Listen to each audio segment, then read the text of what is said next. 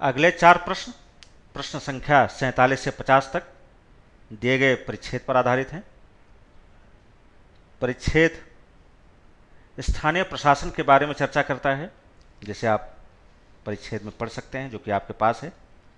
हम सीधे प्रश्नों पर आते हैं। प्रश्न संख्या 47, ये एक वाक्यांश दिया गया है कि स्थानीय कुलीनों के मध्य तालमेल समाप्त हो गया क्योंकि 4 विकल्प दिए गए हैं, जिनमें वाक्यांश दिए गए हैं, जिनको मिला करके पूरा वाक्य बनेगा। विकल्प ए, बस्ती में लोगों की निगरानी की शक्ति विविधीकृत हो गई। विकल्प बी, स्थानीय कुलीन विभाजित हो गए। विकल्प सी, स्थानीय विद्वज्जन स्वतंत्र अभिव्यक्ति के प्रयोग हेतु उत्सुक हो गए। विकल्प डी, नगरों में गुंडों की संख्या में वृद्धि हो गई। तो इस प्रश्न के उत्तर के लिए यदि हम परिच्छेद पर विचार करें तो पता चलता है कि प्रश्न का सही उत्तर विकल्प बी है, और इस विकल्प को परिच्छेद की इन पंक्तियों का संदर्भ लेने पर निष्कर्षित किया जा सकता है कि स्थानीय कुलीनों में मतभेद के परिणाम स्वरूप इस अच्छे तालमेल में कमी आ चुकी थी। इस कमी ने हालांकि तथाकथित सीमित स्थानीय प्रबुद्ध लोगों को कोई राहत नहीं दी, जो अपने स्वतंत्र अभिव्यक्ति और संघ के अधिकार के उपयोग के लिए उत्सुक हैं। तो इससे पता चलता है कि विकल्प बी प्रश्न का सही उत्तर है। अगला प्रश्न कि परिच्छेद प्रश्न संख्या 48 कि परिच्छेद के अनुसार जिला मुख्यालय और नगरों के बारे में निम्नलिखित कथनों में कौन से सही हैं, अर्थात आपको यह बताना है कि कौन से कथन सही हैं। कथन 1, भय रहित अभिव्यक्ति करने की हिम्मत करने वाले लोगों की हत्या कर दी जाती है। कथन 2, किसी के लिए भय रहित अभिव्यक्ति का सुरक्षित स्थान केवल उसका घर है। कथन 3, इन नगरों में कुछ लोग अपने ऊपर लगे प्रतिबंधों से निपटना सीख चुके हैं। इस प्रश्न के उत्तर के लिए यदि हम परिच्छेद का विश्लेषण करें तो पता चलता है कि कथन 1 गलत है, कि भय रहित अभिव्यक्त करने की हिम्मत करने वाले लोगों की हत्या कर दी जाती है। परिच्छेद में ऐसा नहीं बताया गया कि ऐसे प्रत्येक व्यक्ति की हत्या कर दी जाती है जो कि भय रहित अभिव्यक्त करने की हिम्मत करता है। कथन 2 परिच्छेद से निष्कर्षित किया जा सकता है, और यह बिल्कुल परिच्छेद की अंतिम पंक्ति है कि यह कठोर सीमा जिसमें भय रहित अभिव्यक्ति की जा सकती है आपके घर की 4 दीवारें हैं।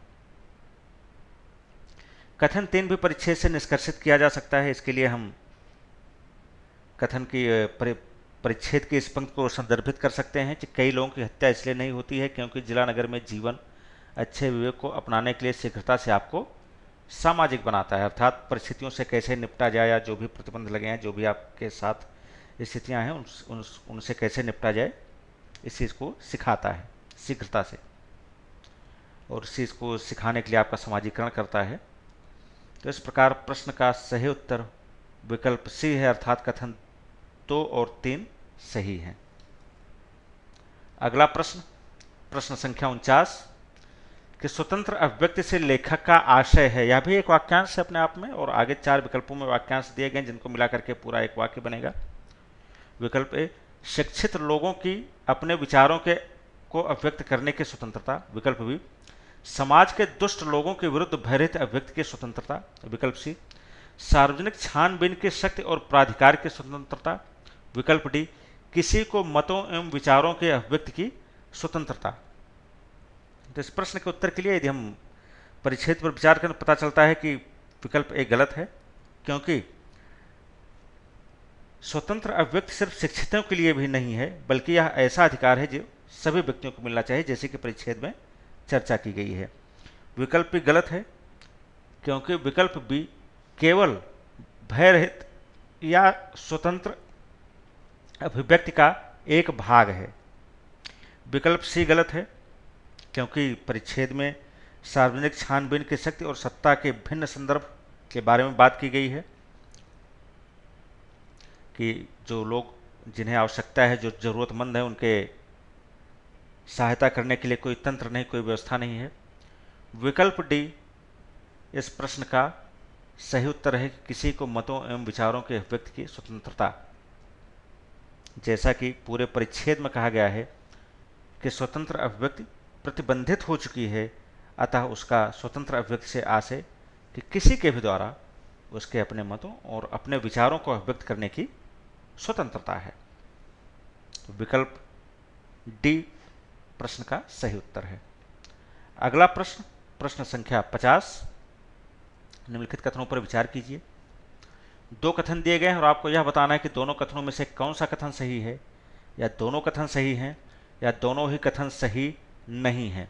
कथन 1, प्रशासन में भ्रष्टाचार ने लोगों को सार्वजनिक कल्याण से संबंधित विषयों की जांच करने से निवारित किया।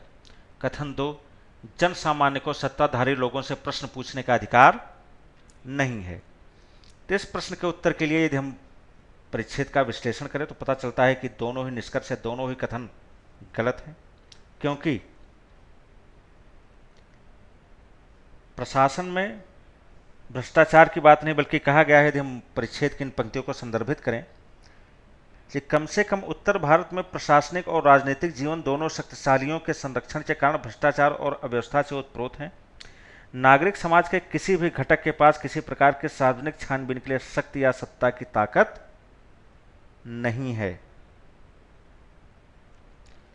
इस प्रकार प्रश्न का सही उत्तर विकल्प डी है कि दोनों ही कथन सही नहीं है।